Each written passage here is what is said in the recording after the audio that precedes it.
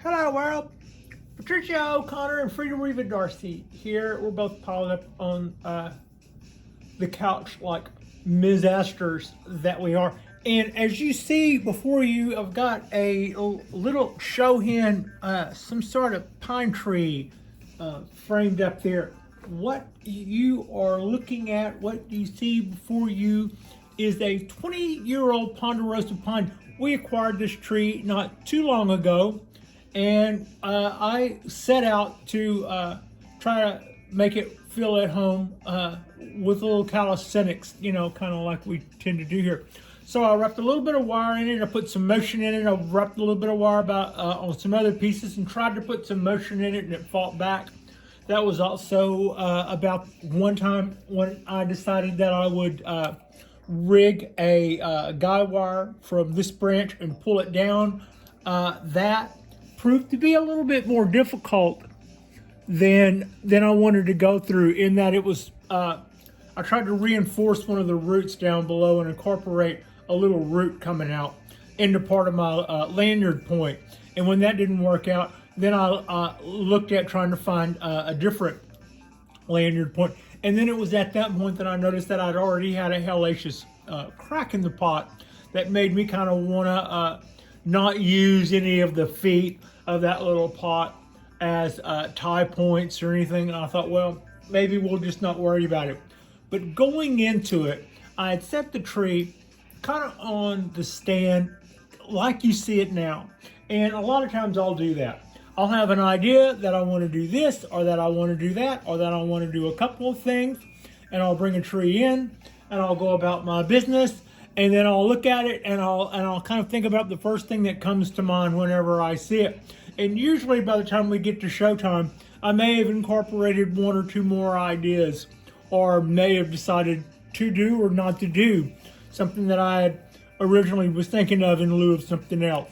And to that end, the last time we were where we are now, I looked at this tree and I thought, it's wide. I love the look of it. I love the shape of it. I would like to compress this tree.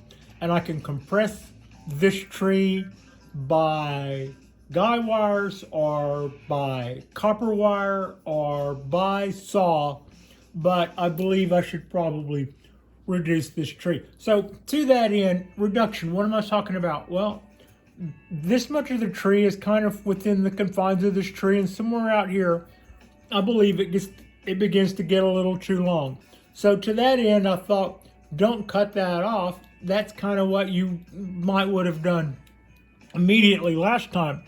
Now, this union between here and here is, to me, a little too long and a little too straight.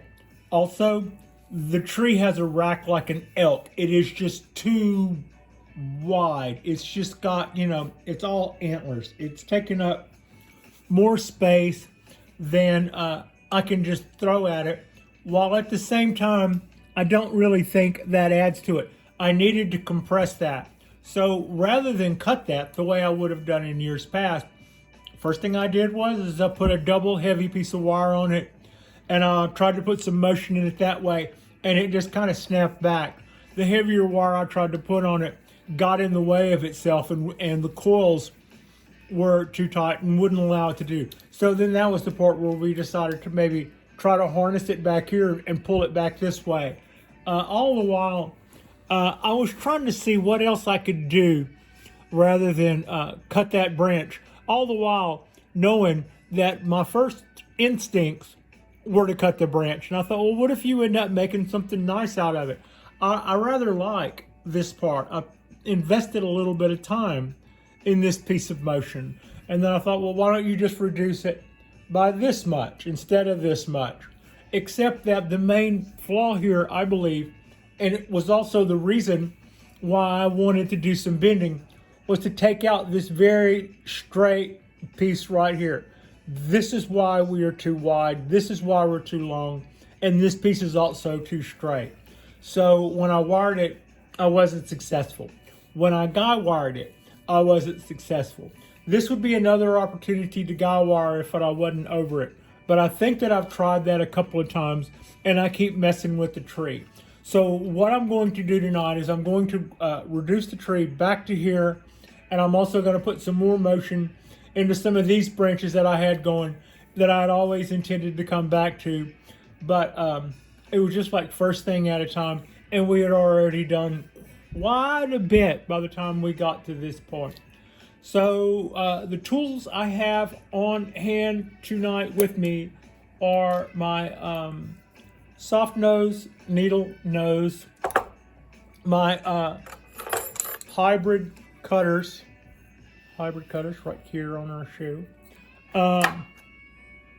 gin pliers, because gin pliers, and some big loppers that I'm pretty sure we won't be needing. Yeah, she's just dangerous with those anyway. And then my scissors, if I can get my arm out of shot. And then those scissors. And as you can see, I've got various and other sundries laying around if we need anything. I've got wire and zip ties and other things.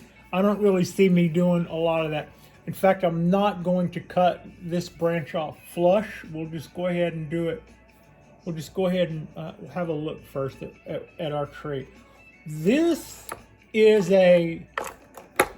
just do a little introduction to this is a 20-year-old Yamadori semi-cascade Ponderosa Pine from Deadwood, South Dakota, collected high up in the elevation, 5,000 some odd feet. It's touching the ground. It's touching the ground over, can I find that in camera? Let's see, can I find it? Yeah, this part over here is just out of frame. Is lower than the tape. So I would have to like raise that up if nothing else. But that's not what we're here to do. And enough of the stalling. What we're going to do, I'm going to do this in stages. And we're just going to come in here, my hybrid cutters, and try to, all right. So there's Chope number 1, and immediately the living room smells like butterscotch, or smells like pine, really sweet pine smell. I don't really think that guy by itself is going to do it for me either. I just don't see it.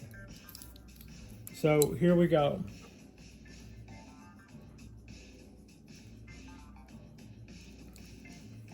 It's not really that hard of a decision for me.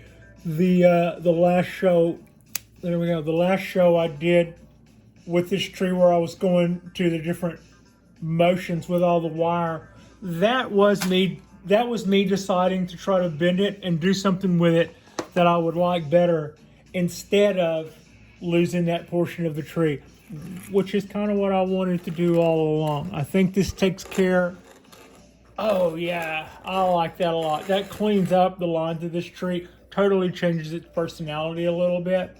But now that just totally opens up. You notice that I left a little here. I'll let that die back. In fact, we'll put a little plug to it right now. I'll let that die back and dry out, and then we'll kind of clean that bark back there, and probably just leave that as a little knob there on the corner. I'll probably make this gin smaller at some point, but I'm letting it dry out too. But I don't really need this end here to dry out. I just need it to, yeah, I don't need the tree to dry out because of it. That's what I'm trying to say. There we go. So now I am going, since I no longer have to be that far down to keep the bottom third of the tree in frame, this allows us to pan up a little and kind of look at our guy. Do a little, yeah, I like that. I see what else I have to do now, and I am about to get busy on that. That being this branch right here, and it shouldn't worry. I'm done I believe I'm done with the cutting and chopping for a minute, unless this just doesn't go well.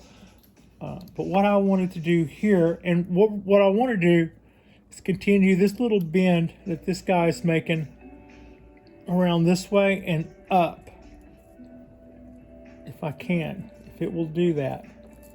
And if it will not do that, I may go more. Oh no, we did that. I like it. Now I've got needles there and needles here. What can I do?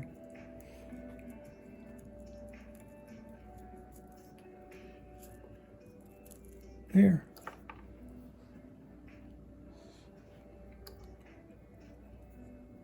I'm going to take that down a little. So, I don't know if you can see that. I just kind of increased my little Cheerio in there a little. Yeah.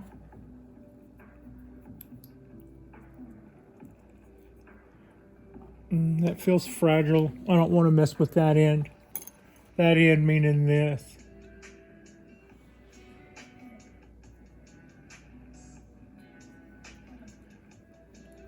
Now, what about that fellow?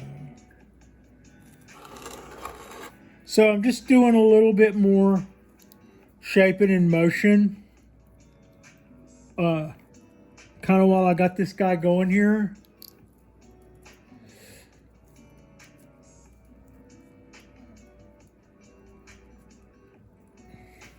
Trying to get these guys a little, I want them all to look kind of, ribbony, I've got these guys flowing out and they've got their little twists to them here and here. And when I get two branches that when I twist them and they get kind of close together, I just kind of just try to make like that little blow. It's just taking them more the other way. That wasn't a lot of adjustment there, just enough to kind of clean up. And all of that's coming right dead at you. You can't really probably see what I got going on there. I'm gonna take down camera just a little bit there, and then tip, and then let's tip up just a scotch. Okay, so that's about all. Nothing too scary, nothing too nuts. I want to take this down now. This is the part where I've done stuff that I like. And so now I do something and then I stop and look at it. And then my eye goes to the next thing, kind of a thing. Should probably cut that. Probably nothing.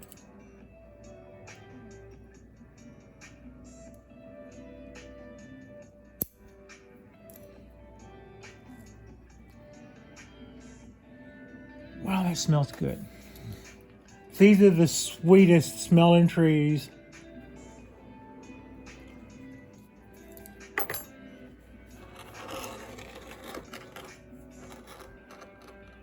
So now, this guy doesn't take up an obnoxious amount of space. It looks really good. It looks really good in that kind of, I hate to say it, but almost in that pixie hairdo kind of way. Looks a lot cleaner. Looks a lot, I'm just all about that. I'm just all about that. Can I take that up a lot without hurting anything? We've already done some pretty good stuff, Pat.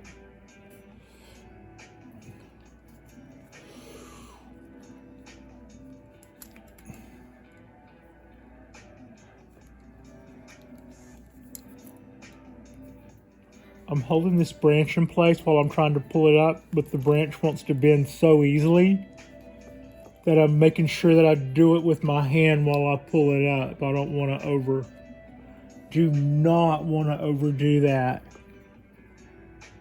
Okay. All right, I put a little bit more motion in this guy after I cut it back to here. So we've narrowed the profile a lot. I probably should have done this at the end of the last show, but as it was, I still had it on my mind that I wanted to rig this branch back and see if I was successful at some way of pulling it back first. I wouldn't have been able to pull it off the deck it just would have went back. So in the end, I might have been able to compress the profile, but I wouldn't have got just like that. We just did good, I think. All right, haven't done some pretty nice stuff that I'm kind of happy with. I think we're gonna hold it. I think we're gonna hold this guide here and call that enough. Thank you so much for watching. I appreciate you. Frida appreciates you. And subscribe if you guys haven't subscribed already. That'll keep us going. We're just about halfway towards 1,000 subscribers, but we're kind of ticking our way there. Our next drop will be tomorrow. We'll probably do a little bit more pine work, maybe some cypress work, but probably more likely a little bit more pine work. I'm pretty psyched about what we did here, though. I'm liking the way that looks. I'm feeling a lot better about the space it occupies and the work we've done to it. Again, this is the 20-year-old Yamadori Ponderosa Pine from Deadwood, South Dakota, collected by Andrew Smith of Deadwood, South Dakota, at an altitude of, I think he said 5,000 feet. So yeah, thank you so much for watching. Kick the camera, Pat.